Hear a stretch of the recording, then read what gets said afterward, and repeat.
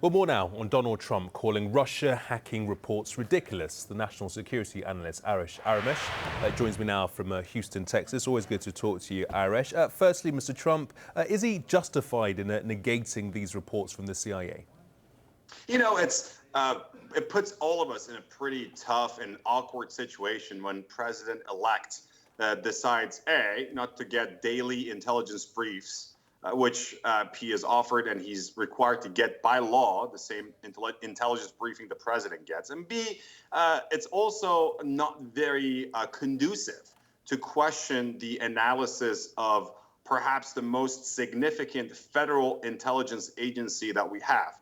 And those are sort of the same issues that a lot of us were worried about when Mr. Trump and now President-elect Trump decided to run. We were thinking about what would happen when a President Trump, for instance, would refuse to accept federal court orders, or what would happen if a President Trump would decide to undermine the FBI or undermine an investigation by his own Justice Department, or create some sort of a constitutional crisis, for instance, by saying there is a federal court judgment, but I, as president, not going to enforce it.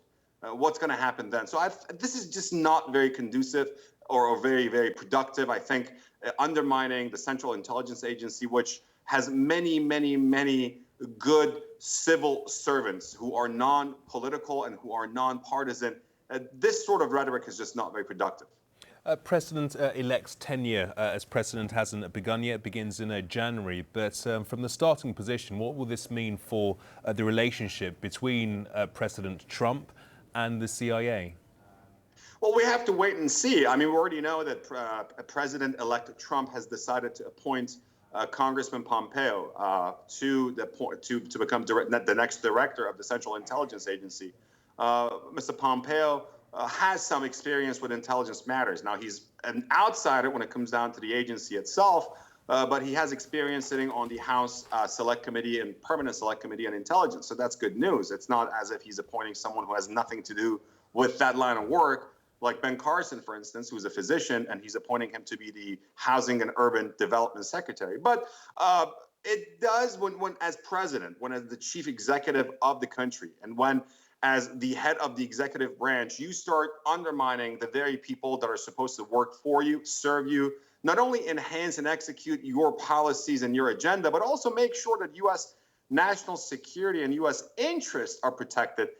Again, that puts those people and senior level officials in a very, very awkward position. And having said all this, the right to vote, alongside the right to free speech and freedom of assembly and so on and so forth, are some of the most sacred, important rights guaranteed to Americans by the U.S. Constitution.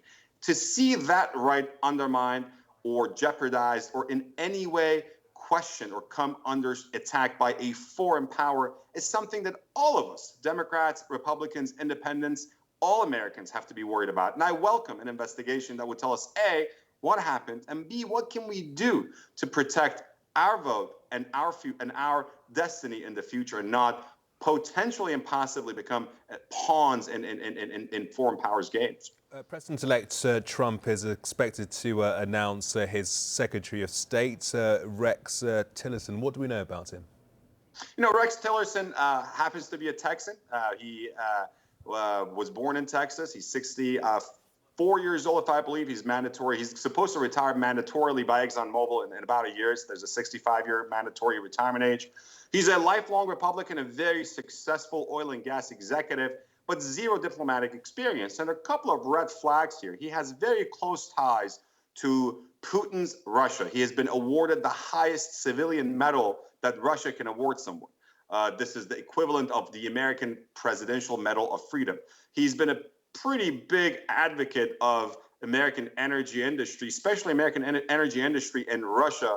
And you know who's involved in the Russian energy industry. It's not exactly the most sort of liberal Democrats with small L and small d out there doing, that sort of business. He's been very much against sanctions against Russia after Russia invaded and occupied Ukraine and annexed part of Ukraine, such as Crimea.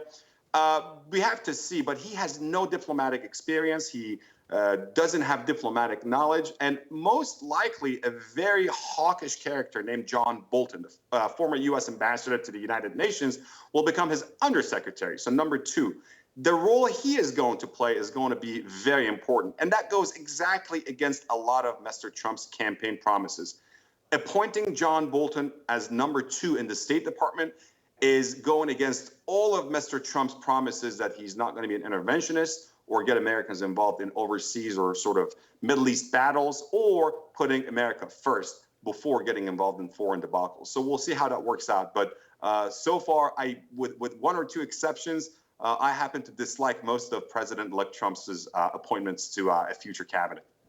Okay, Arash, always good to talk to you. Many thanks indeed for your insight. Political analyst Arash Aramesh there talking to us.